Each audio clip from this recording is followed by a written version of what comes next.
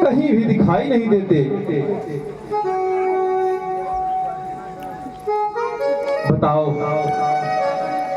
क्या बात है? महाराज,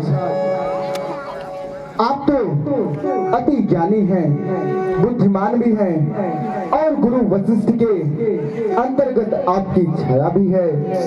हे गुरुवर, हे स्वामी, मेरी एक समस्या है, उसका निदान कीजिए। समस्या?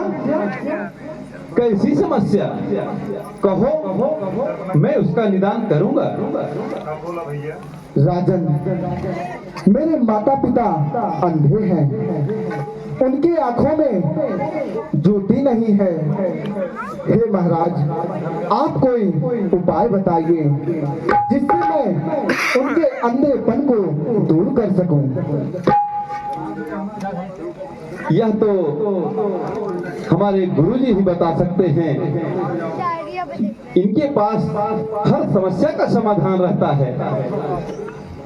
बेटा श्रवण कुमार, तुम्हारे माता पिता ने भगवान विष्णु के तपस्या करके उन्हें प्रकट किया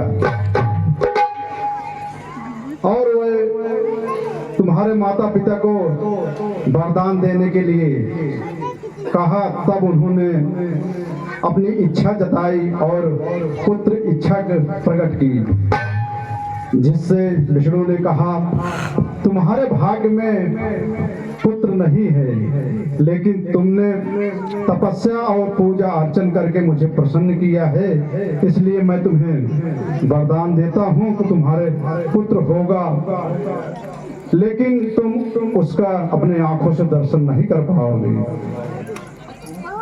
धन्य है मेरे माता पिता, उन्होंने मेरे लिए अपने नेत्रों का ध्यान कर दिया।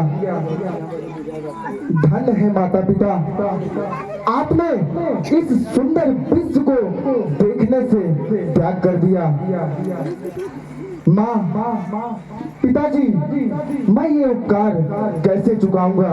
हे गुरुवर, आपसे निवेदन है, मुझे कोई उपाय बताइए जिससे मैं अपने माता पिता के अंधेपन को दूर कर सकूं। क्या पुत्र, तुम्हारी क्या इच्छा है?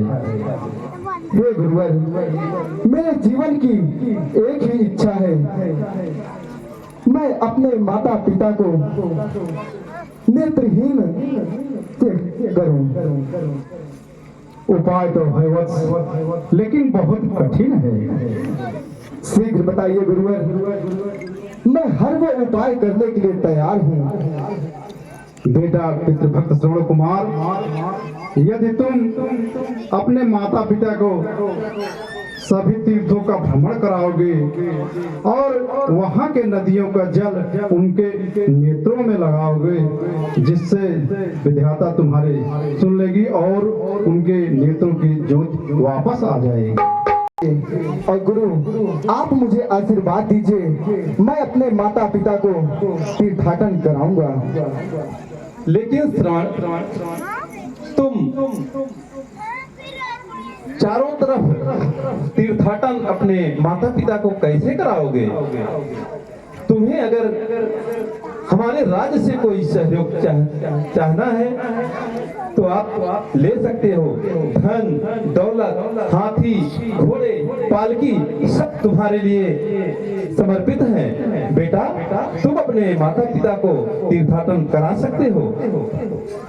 धन्य है राजन, आप धन्य हैं, परंतु राजन, मुझे और चीज की आवश्यकता नहीं। मैं अपने माता पिता को कांवड़ में बिठाकर तीर्थाटन कराऊंगा। अरे वाह श्रवण कुमार, सूर्य देव तुम्हारी इच्छा पूरी करें।